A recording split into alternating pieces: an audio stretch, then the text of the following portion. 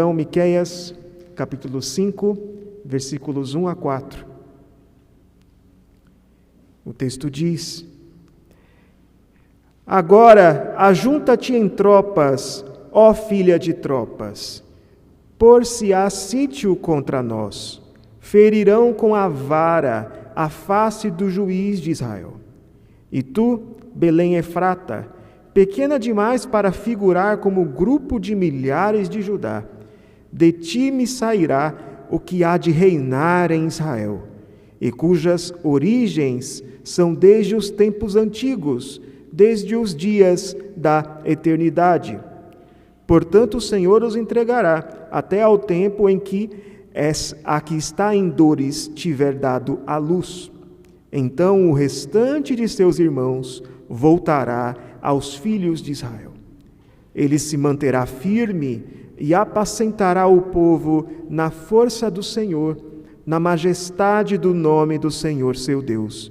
E eles habitarão seguros, porque agora será ele engrandecido até aos confins da terra. Que Deus nos ilumine, que Deus abençoe a exposição da sua palavra. Irmãos, Miqueias dirigiu essa promessa a respeito da vinda do rei, da vinda do Messias, a um povo que vivia num tempo de instabilidade, um povo que vivia num tempo de desesperança. E nós também vivemos um tempo assim, não é? Tem muitas pessoas aí já fazendo uma retrospectiva de 2020, e quando você olha para esse ano, foi um ano difícil, né? Um ano com pandemia, um ano em que muitas pessoas perderam o seu emprego, muitos empresários passaram por dificuldades financeiras, um ano em que nós tivemos de nos adaptar a uma realidade diferente, não é? Você não pode abraçar com tanto calor as pessoas, você não pode cultuar a Deus aqui, estar em comunhão sem a máscara, mantendo distanciamento, um ano ruim demais, não é? Nesse sentido. Também foi um ano de más notícias, por ser um ano de eleição. E não sei para vocês, mas para mim eleição é sempre má notícia. Porque você olha as opções, você fala, só tem essas opções aí. Eu vou ter que ser governado 4 anos por um desses. E isso é má notícia para nós, você tem que escolher entre o ruim e o pior. Também foi um ano difícil para esta igreja. Foi um ano em que nós ficamos algum tempo sem os cultos presenciais, sem o culto público. Foi um ano em que muitos irmãos ficaram sozinhos em suas casas. Foi um ano em que alguns perderam entes queridos, perderam pessoas próximas, familiares. Foi um ano de transição pastoral. E são situações que muitas vezes podem nos deixar em certa instabilidade. Você não sabe muito bem onde ficar o seu pé, o seu coração fica desesperançado. É um contexto similar ao do povo que recebeu essa profecia de Miqueias. Foi durante o ministério do profeta Miqueias que a Assíria invadiu o reino de Israel do norte e destruiu aquela nação por causa do seu pecado. E veja, Miqueias foi um profeta para o povo de Judá, o povo do reino do sul, mas as duas nações eram nações irmãs. Eram nações próximas, tinham a mesma língua, tinham a mesma história. E a mensagem de Miqueias para o povo de Judá é que se aquele povo não se arrependesse, se aquele povo não mudasse, eles estavam caminhando para o mesmo fim. A nação de Judá estava condenada. Ela também era uma nação idólatra, com líderes corruptos, com sacerdotes que corrompiam a verdadeira religião. Seguindo esse mesmo caminho, o que aconteceu com o reino do norte, aconteceria também com o reino do sul. Então, o livro do profeta Miqueias é um livro de más notícias. Ele diz aqui nesse livro que os assírios ainda cercariam Jerusalém, mas eles escapariam por um pouco. E isso aconteceu mais tarde. Isso aconteceu durante o reinado de Ezequias, o rei Senaqueribe cercou Jerusalém. E foi por uma intervenção divina que eles não pereceram. Mas depois viria a Babilônia, e os babilônios viriam e destruiriam o reino de Judá, e levariam muitos judeus cativos. E quando isso acontecesse, não haveria mais jeito. A cidade seria destruída, o templo seria destruído, a conta pelo pecado, o boleto chegou e vai ter de ser pago. Então Miqueias fala a um povo que não tinha mais esperança. Veja o que ele diz no versículo 1. Ele diz: agora ajunta-te em tropas, ó filha de tropas. Ou seja, ó Israel, vocês que são um povo militar, um povo filho de militares, um povo que batalhou muitas guerras, preparem-se. Preparem-se para o que está por vir. Porque olha o que vai acontecer: por-se-á sítio contra nós. Jerusalém será sitiada, cercada de inimigos. E isso aconteceria 2 vezes. Quando você lê o livro de Miqueias por inteiro, você vê que numa vez será a Assíria, mas noutra vez será a Babilônia. E isso acontece ainda, a primeira vez acontece ainda durante o ministério de Miqueias. E quando acontecer pela segunda vez, não haverá livramento. A Babilônia virá, cercará a cidade. Isso aconteceu durante o reinado de Joaquim. Levará muitos judeus cativos e ferirá mortalmente o juiz de Israel, que aqui é um termo para o rei. O rei de Israel vai ser ferido. O rei de Israel vai ser ferido mortalmente. O rei não vai escapar. Joaquim tenta se rebelar contra Nabucodonosor, mas não adianta. Nabucodonosor vem e o leva cativo. Zedequias mais tarde vai tentar se rebelar contra Nabucodonosor, contra a Babilônia, mas também não vai adiantar. Nabucodonosor vai ferir os seus olhos. Não há defesa, não há quem possa garantir a segurança daquele povo. Aquele rei não pode, aquele rei é incapaz de fazê-lo. Então haverá um cerco contra Israel, o seu rei será ferido. Então por que se ajuntarem tropas? Veja, quando o profeta manda o povo aqui se ajuntarem tropas, ele está sendo até um tanto quanto irônico, que de nada adianta. Vocês vão se ajuntar em tropas, se preparar para a batalha, fazer rituais de guerras. Até tem uma tradução possível que é: cortem-se, façam incisões em si mesmos, cortem-se, preparem-se para a guerra, preparem-se para a batalha, mas não vai adiantar. Vocês irão perder. O seu juiz será ferido. Irmãos, esse é o resultado do pecado. Esse é o resultado da rebeldia. Aquela nação ouviu a palavra de Deus. Deus se revelou àquele povo por meio dos profetas. Eles foram livrados por Deus muitas e muitas vezes. E ainda assim foram rebeldes. E ainda assim confiaram em seus ídolos pagãos, e ainda assim confiaram em autoridades terrenas. Eles achavam que por fazer alianças políticas com nações vizinhas, eles seriam livrados da destruição. Eles buscaram a sua própria glória, o seu próprio bem-estar em detrimento da lei de Deus, da vontade de Deus. A mensagem de Miqueias àquele povo é uma mensagem de juízo por causa da injustiça do povo. Havia opressão, havia maldade. E agora o pecado cobra a sua conta. A destruição virá. Eles veem a destruição chegando, como um boi que caminha para o abate. Porque eles olham para a nação do norte, e os profetas avisaram: o reino do norte vai ser destruído. O reino do norte vai ser destruído. E agora o reino do norte foi destruído. E eles olham para aquilo e entendem: está chegando a nossa vez. Essa é a situação do povo. Esse é o contexto histórico do povo, que ouviu a mensagem a respeito do Messias dita por Miqueias. O mundo se abalava sob os seus pés. A desesperança tomava conta do seu coração. A esse povo, Miqueias anuncia a chegada do futuro rei, do rei Jesus. Para onde você deve olhar quando o mundo se abala sob os seus pés? A que você se apega quando você fica sem esperança, quando as coisas não vão do jeito que você queria e o desânimo toma conta do seu coração. Quando tudo que você quer é um pouco de paz. A resposta aqui é clara, irmãos. Olhe para o Rei, espere pelo Rei, veja as grandes obras do Rei.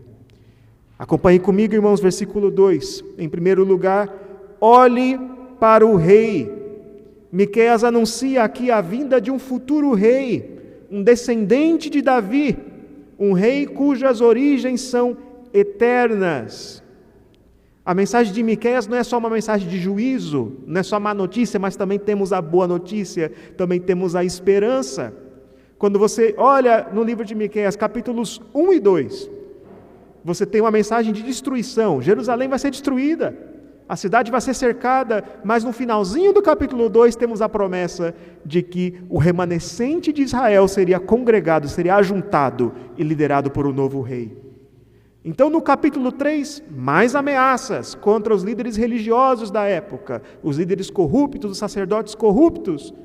Mas no capítulo 4 temos a promessa de que num futuro os gentios viriam a Jerusalém adorar o Senhor dos Exércitos. Agora no capítulo 5 a mesma coisa. Versículo 1 é uma mensagem de juízo. Judá será cercada, o seu rei será ferido. Mas a esperança irrompe logo no verso 2, de um modo surpreendente. Do lugar mais inesperado de todos, viria um novo rei, um rei melhor, um rei que de fato cumpre o seu papel. E esse rei viria de Belém, Belém Efrata. Belém que era uma cidade pequena, tão pequena que nem era contada entre os milhares de Judá, entre as tropas de Judá. Ou seja, quando Judá saía para a guerra, aquele povinho que vinha de Belém nem era contado, nem contava entre os exércitos. Nada eles podiam fazer para defender Judá. Nada eles podiam fazer numa situação de emergência. Belém que era uma cidade tão pequena que tinha de ser chamada pelo sobrenome, Belém Efrata, porque havia mais de uma cidade chamada Belém. Você tinha Belém de Zebulon e Belém Efrata. Então, se alguém falasse, Belém, qual Belém? Zebulon ou Efrata? Aí você tinha de dizer, Belém Efrata. É como a minha terra, eu sou de Mato Grosso, eu tenho de sempre ficar lembrando as pessoas, é Mato Grosso, não é Mato Grosso do Sul, é Mato Grosso. É uma cidade pequena, aquela cidade que hoje nem teria semáforo. Mas dessa pequena cidade sairia o rei, não dos lugares importantes, dos lugares altos, não dos lugares poderosos de força política, mas da pequena vila de Belém. E isso já aconteceu antes, porque veja, foi de Belém, é de Belém a família de Davi. Nós vemos em Belém muita coisa da história da redenção acontecendo. Foi para Belém que Ruth foi morar, que Ruth se casou com Boaz. Então essa família se desenvolveu, Obed, Jessé e todos eles viveram nessa pequena cidade, cujo nome significa Casa do Pão, ou Casa da Generosidade. E foi para essa pequena vila que Deus mandou o profeta Samuel ungir um novo rei. E na hora de ungir esse novo rei, Samuel chegou lá na vila de Belém. Ele chegou lá e Jessé trouxe os seus filhos. E trouxe logo os maiores filhos, os mais poderosos, aqueles que notoriamente seriam reis. Então Samuel olhou para o maior deles e pensou, será que é esse? Deus, não, não é esse. E assim foi, mais um por um. Será que é esse grande aqui, esse homem poderoso? Não é, não era nenhum desses filhos de Jessé, poderosos, grandes, altos. Era Davi, era o caçula, era o menor de todos, justamente aquele que estava pastoreando as ovelhas. E foi dessa pequena cidade, do lugar mais improvável, da pessoa mais improvável, que Deus tirou, que Deus fez o rei, que mais tarde governaria Jerusalém, e com quem ele faria uma aliança. E o que Miqueias diz aqui é que Deus fará isso novamente. Ele trará um novo rei do lugar mais improvável. E isso acontece. Isso se cumpre. De fato, Jesus nasceu em Belém. E Jesus cresceu em Nazaré, na Galileia, também um lugar humilde. E Jesus diz que não tem lugar para recostar a cabeça, ele não tinha lugar para ficar. E Jesus não tinha lugar nem para nascer. Nem para nascer. Foi colocado numa manjedoura. Porque Deus escolheu as coisas loucas do mundo para confundir os sábios, para que toda a glória seja rendida ao próprio Deus. Diz também aqui que esse rei, embora venha de Belém, as suas origens são mais antigas. Ele vem dos tempos antigos, ele vem da eternidade. Nós temos duas coisas aqui. Primeiramente, ele vem dos tempos antigos, ele vem da dinastia de Davi, ele vem daquela promessa que Deus fez a Davi. Em 2 Samuel capítulo 7, Deus fez uma promessa a Davi de que lhe daria um descendente que se assentaria para sempre no trono de Israel, que reinaria para sempre. E ele também é dos tempos antigos, porque ele veio para restaurar as coisas como elas eram antigamente. Veja, aquela nação era uma nação que olhava para o passado com saudosismo, porque há muito tempo aquela nação não sabe o que é ter paz. Durante o reinado de Davi e de Salomão, eles souberam o que é ter paz, tranquilidade, segurança, divisão, sem conflitos. Mas agora eles viviam cercados de inimigos, cercados por grandes impérios que ameaçavam a sua soberania. E Miqueias diz que esse rei vem dos tempos antigos. Ele vem daquela época em que tudo era bom, daquela época em que as coisas não estavam quebradas. Hoje em dia tem muita gente que gosta de dizer, né, antigamente que era bom, não é? Ah, se as coisas voltassem a ser como eram antes. Ah, na época que eu era criança, as coisas eram tão mais simples. Tem gente até mesmo que diz, eu acho que eu nasci na época errada. Eu queria ter nascido na Idade Média, sei lá, nascido uns anos atrás, não é? Bem, você pode dizer isso, e você pode até pensar que antigamente era melhor. Mas se você for voltar para ver quando é que as coisas estavam restauradas mesmo, estavam totalmente certas, não estavam quebradas, então você vai ter de voltar para o Éden. Você vai ter de voltar para o jardim. Porque foi lá que as coisas começaram a desandar. Foi lá que houve o primeiro pecado, a primeira rebelião do homem. E esse rei viria para restaurar as coisas como eram antes, como deveriam ser. E a origem desse rei é eterna, a sua origem é da eternidade. Ele é anterior à própria rebelião. Ele é anterior a Davi, a Abraão, até mesmo a Adão. Porque ele não é um simples homem. Ele é o próprio Deus. A solução para os problemas daquele povo não viria de seus líderes, não viria de seus esforços, não viria de seus ídolos, de homens poderosos. Eles falharam. Aquele povo falhou em cumprir o seu papel. Os líderes falharam em cumprir o seu papel. A solução para os problemas daquele povo viria de cima, viria do alto.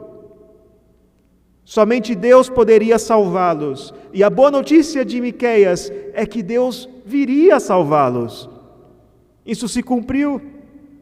Jesus veio, ele nasceu em Belém, ele é o filho de Davi, que veio estabelecer a paz em sua carne, findando toda a hostilidade. Aquele povo não podia fazer nada contra os inimigos. As suas tropas não teriam poder. Mas justamente de uma cidade que não tinha capacidade de autodefesa. É dessa cidade, desse lugar que viria o libertador de Israel. Do mesmo modo, você não pode fazer nada com relação ao seu pecado. Você não pode fazer nada com relação ao seu problema, a situação terrível em que você vive. Você não pode livrar a si mesmo. Mas Deus enviou a Jesus Cristo, que pode fazer por você, que faz por você aquilo que você não pode fazer por si mesmo. Ele pode te livrar dos seus pecados, Ele pode te dar esperança, Ele pode te tirar da culpa do pecado. Deus age de um jeito misterioso. Ele não age segundo as nossas expectativas. Nem sempre Ele vai resolver as coisas do jeito que a gente espera. Assim como quando Ele resolveu ungir Davi, um rei. Ele não era o rei que todos esperavam. O rei que todos esperavam, o rei segundo as expectativas do povo, era Saul. Saul, que era um homem forte, um homem esbelto, poderoso em palavras. Eles esperavam um rei assim. Mas Deus usou Davi para que a glória fosse totalmente dele, rendida ao próprio Deus. Hoje mesmo, irmãos, Deus não realiza as suas obras por meio de homens carismáticos, performáticos, poderosos. Deus realiza as suas obras por meio de mãos e de lábios de crentes humildes, que se comprometem em fazer a vontade de Deus. O próprio Cristo é exemplo disso. Sendo Deus, Ele fez-se servo. Ele não pastoreia a sua igreja, dominando a igreja. Ele não nasceu em berço de ouro. Ele foi um líder servo e mostrou toda a glória de Deus na cruz. Se aquele povo confiava em líderes poderosos que prometiam livrar o povo de seus inimigos, livrar a nação de seus inimigos, se eles temiam o fato de que os reis atuais daquela nação não seriam capazes de fazer frente aos inimigos que os cercavam, o que Miqueias diz aqui, o que Deus lhes garante, é que Deus libertaria o povo. Não pela força do próprio povo, não pelos meios que eles dispõem, mas pelo seu poder, para que a glória do próprio Deus seja manifesta, para que todos vejam que é de Deus que vem a salvação. Somente uma intervenção divina poderia fazer Belém dominar o mundo. Somente uma intervenção divina pode livrar você de seus pecados e de suas consequências. Nenhuma estratégia, nenhum esforço, nenhum simples homem, sacerdote, pode livrar você de seus pecados e dirigir a igreja. O crescimento e a saúde da igreja não dependem de nenhum homem, somente de Cristo. Em segundo lugar, em momentos de desesperança, espere pelo Rei. Versículo 3. Espere pelo Rei. A vinda desse Rei não seria imediata. Isso levaria algum tempo ainda. E como bem sabemos, Deus age assim. Deus nem sempre faz as coisas de um modo imediato, na hora que a gente quer. Porque desde que se fez essa profecia, 100 anos ainda se passaria, cerca de 100 anos, até que a Babilônia viesse e destruísse Jerusalém. Então, depois disso, mais 700 anos, até que viesse esse rei que nasce em Belém. Então, 800 anos temos entre a profecia de Miqueias e a vinda de Jesus. Não seria imediato. E o que aconteceria até lá? Como é que seriam as coisas até que chegasse lá? É o que ele diz aqui: o povo seria entregue, o povo seria dado, o povo iria sofrer até a chegada do rei. E foi o que aconteceu. O povo continuou sofrendo por causa dos seus pecados. Eles continuaram nas mãos das nações estrangeiras, Nabucodonosor veio depois de 100 anos e levou cativo os nobres de Judá e destruiu Jerusalém. 70 anos depois da vinda de Nabucodonosor, o povo retornou a Judá, reconstruiu a cidade e o templo, mas as coisas não voltaram a ser como eram antes, porque eles nunca mais tiveram um rei. Nunca mais tiveram um rei. Eles permaneceram um povo subjugado. Primeiro pelos persas, depois pelos gregos, depois pelos romanos. Eles viveriam sem paz, nas mãos de governantes que não intentavam o seu bem. Essa é a mensagem de Miqueias. A verdadeira paz não vem imediatamente. Não, muito sofrimento ainda haveria de acontecer. Mas esse sofrimento não é sem razão. Há um propósito para esse sofrimento. Todo esse tempo, na verdade, eram as dores de parto. O que é esse negócio aqui de dores de parto? Até que a que está para dar à luz, dê à luz. Em Miqueias, capítulo 4, versículo 10, temos a figura de Israel, da nação de Judá, como sendo a filha de Sião, que está prestes a dar à luz. Prestes a dar à luz aos planos, ao acontecimento dos planos de Deus. Em Apocalipse capítulo 12, nós temos uma figura parecida, de uma mulher grávida, que sofre com as dores de parto, até que lhe nasce um filho varão, que regerá as nações com vara de ferro. Sabemos que esse filho é Jesus.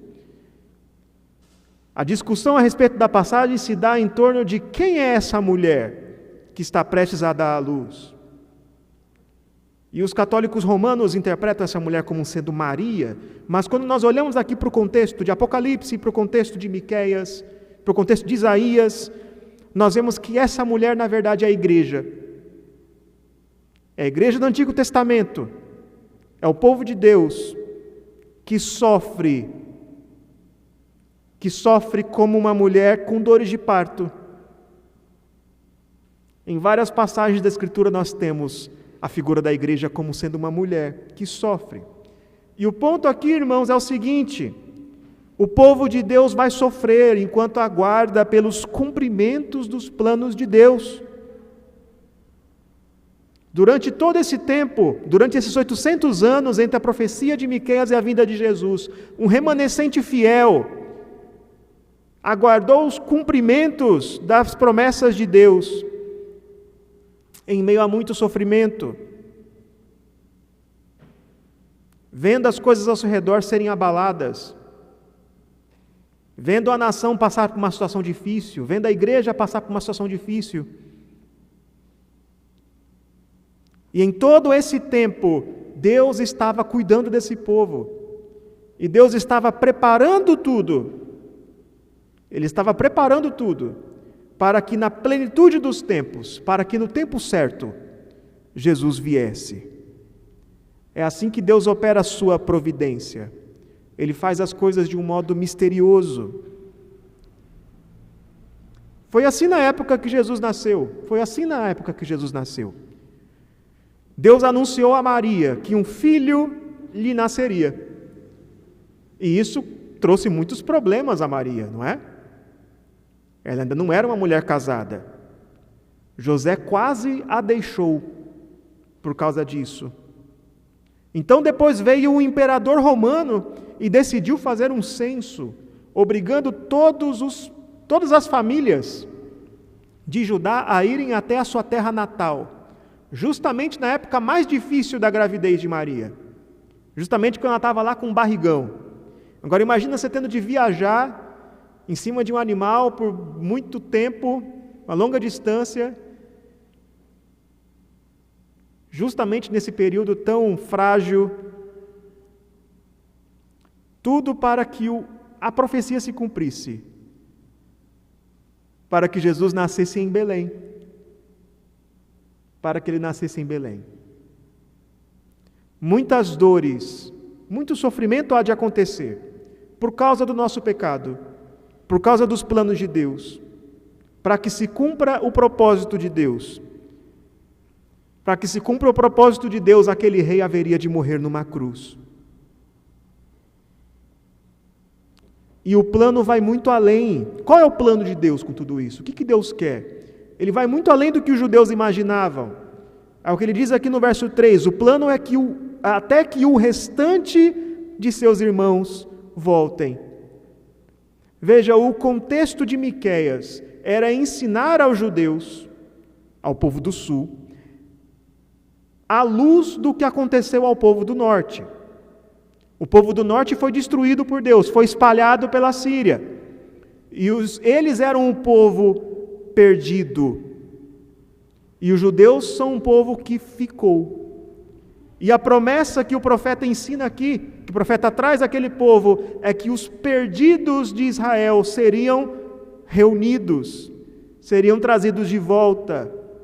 Aqueles que são do Senhor, que estão entre os samaritanos, que estão até mesmo entre os gentios. Você vê isso no verso 4, no capítulo 4. Todos os filhos perdidos de Deus serão trazidos de volta à casa do Pai.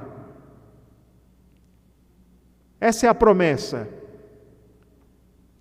E essa é a missão de Jesus.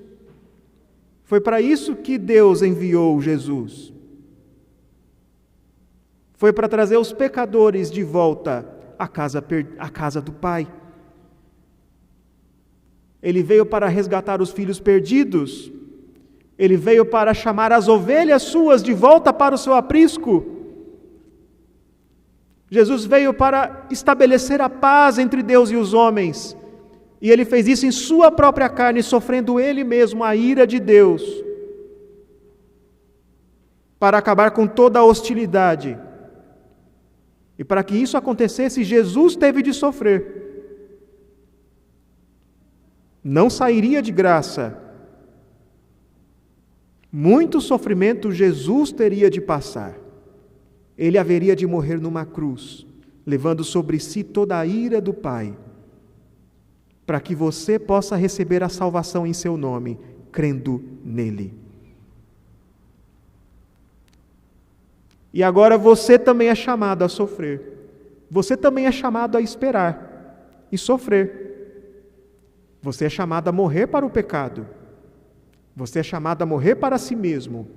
Você é chamado, agora que você crê em Jesus Cristo, que congrega com o povo de Deus, a caminhar no poder de Deus, a aguardar com paciência a segunda vinda do Rei.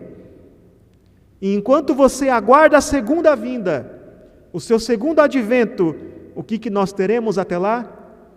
Que Jesus diz em Mateus capítulo 24, passaremos pelas dores de parto. Muito sofrimento ainda haveria de acontecer. Muito sofrimento haverá de acontecer. Mas Deus não está em silêncio. Deus não está inoperante enquanto o seu povo sofre. Não, o Senhor trabalha. Deus nos sustenta. Deus te dá esperança, Deus te dá promessas, Deus te dá a sua Escritura, que tem promessas que nos alimentam dia após dia. Deus nos dá alegrias, vislumbres, antecipações de um futuro glorioso. Hoje teremos uma dessas situações. Hoje veremos um batismo. Hoje veremos esse sinal visível de mais uma pessoa entrando no povo da aliança. É um alento para nós, é uma boa notícia, em meio a tanta notícia ruim, não é mesmo? É a respeito dessas promessas que nos alimentam que Miqueias fala em seguida. Veja o versículo 4. Em terceiro lugar, em momentos de desesperança, contemple a obra do rei. Agora Miqueias diz o que esse rei vai fazer. O que esse rei vem fazer? Quais são as suas obras? E ele diz aqui, ele se manterá firme, isto é, o seu governo será estabelecido firmemente. Ele vencerá os seus inimigos, ele dará fim a tudo aquilo que aflige o seu povo. Ele não é um rei fraco, como aqueles reis de Israel, um rei incapaz de resolver os problemas do povo. Ele fará tudo o que aqueles reis não conseguiram fazer. Ele estabelece o seu trono para sempre e o seu reino é inabalável e não tem fim. Jesus veio e ele inaugurou o seu reino. Jesus veio e inaugurou o reino de Deus. E ele nos livrou do maior inimigo, daquilo que causava toda a aflição do seu povo. O maior inimigo do povo de Deus, a causa de toda a aflição, é o pecado que causa morte. E Jesus veio justamente para resolver o pecado. Ele veio para livrar o povo do pecado e da morte. E ele conquistou, ele obteve vitória. E o governo de Jesus é um governo firme.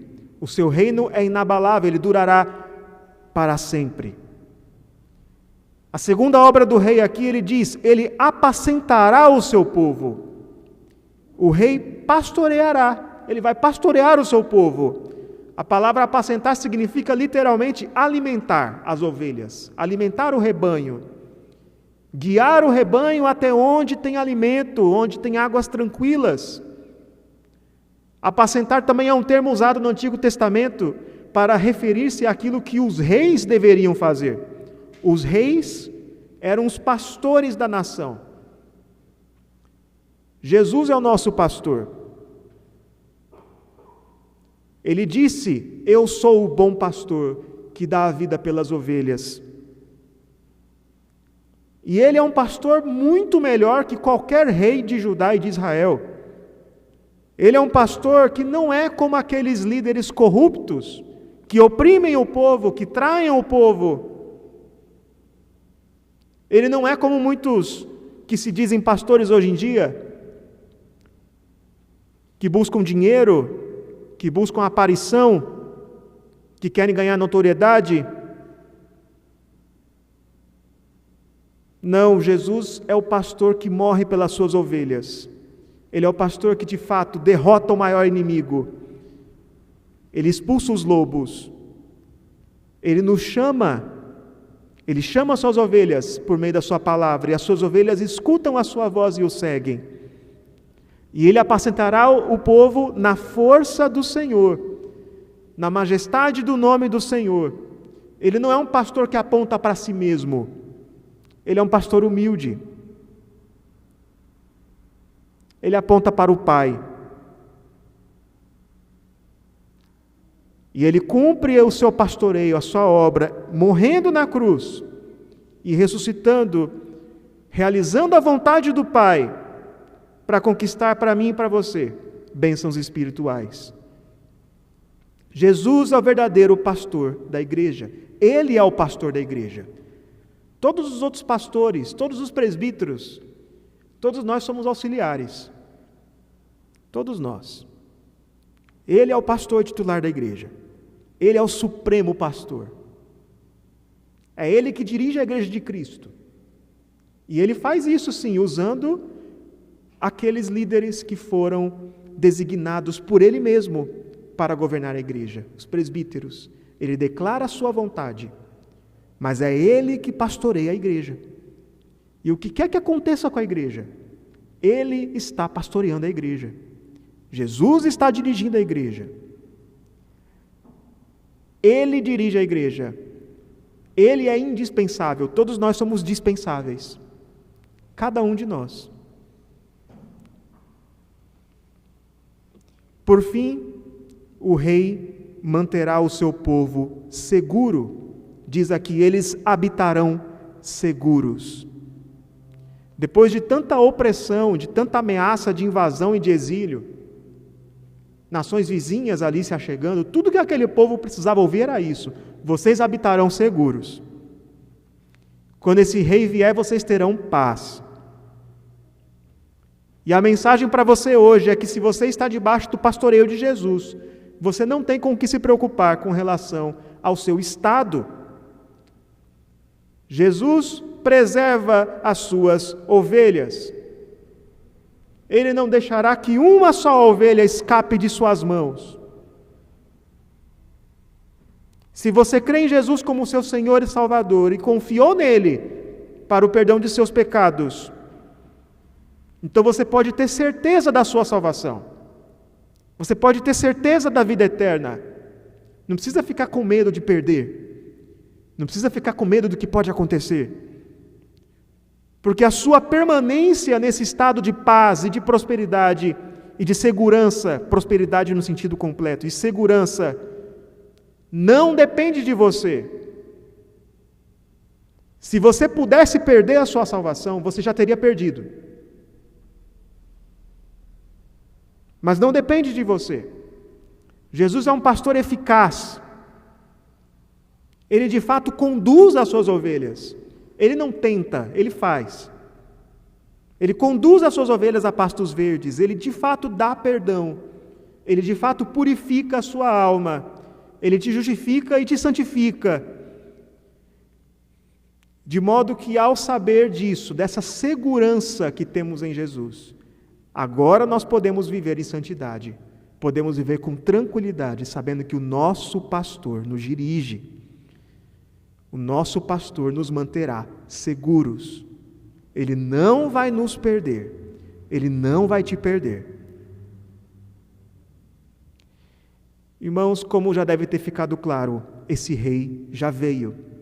Ele é Jesus, o filho de Davi, aquele que nasceu em Belém, aquele que veio e inaugurou o seu reino. E ele viveu sem pecado. E ele deu a vida por suas ovelhas. E ele ressuscitou e hoje reina acima dos céus, como nós cantaremos daqui a pouco. Ele veio para que todo aquele que nele crê não pereça, mas tenha a vida eterna e de fato seja preservado nela. E esse anúncio a respeito desse rei veio a um povo cansado, desesperançado, que estava numa situação da qual não conseguia sair sozinho. Que era a sua situação, é a sua situação, quando você está sem Cristo. A situação de todo aquele que está sem Cristo é essa: pecado, rebelião, desespero, sofrer as consequências do pecado. A esses que estão cansados, foi dada a mensagem da vinda de Jesus. Olhe para Jesus. É Ele que vai te livrar. Ele é o próprio Deus. Ele veio te salvar. A sua origem é eterna. A solução para o seu problema não vem de você mesmo, de seus esforços. Você pode tentar melhorar, você pode tentar buscar uns coach aí para tentar melhorar a sua vida, para viver melhor. Procurar psicólogo, procurar guru filosófico. Tenta melhorar a sua vida. Você não vai conseguir. Mas Ele veio para te livrar de você mesmo. Espere por Jesus. Quando você crê em Jesus, quando você entra na igreja, você faz parte do povo peregrino, do povo que espera. Assim como o povo do Antigo Testamento aguardava a chegada do rei, nós também aguardamos a sua segunda vinda. E enquanto você aguarda, muita coisa você vai ter de passar. Às vezes as coisas não vão ser do jeito que você queria. Às vezes você vai sofrer. Não desanime. Não desanime se a situação te decepcionar, se os líderes humanos te decepcionar, se as coisas não forem do jeito que você esperava. Você faz parte do povo da espera. As coisas não são mesmo do jeito que deviam ser hoje. Aguarde. Por fim, contemple as obras do rei. Ele estabeleceu o seu governo, ele pastoreia a sua igreja, ele mantém você seguro, ele venceu o poder do pecado e da morte. Ele de fato levará as suas ovelhas seguras até a casa do Pai. Se você confiar nele, creia nisso. Que Deus abençoe a sua igreja, essa igreja que sofre, que espera nesse mundo, tendo em vista a esperança do porvir. Que Deus nos abençoe.